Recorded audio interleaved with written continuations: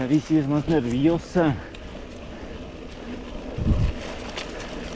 Pero siente la que... A ver, ahorita la bajada, ¿cómo está?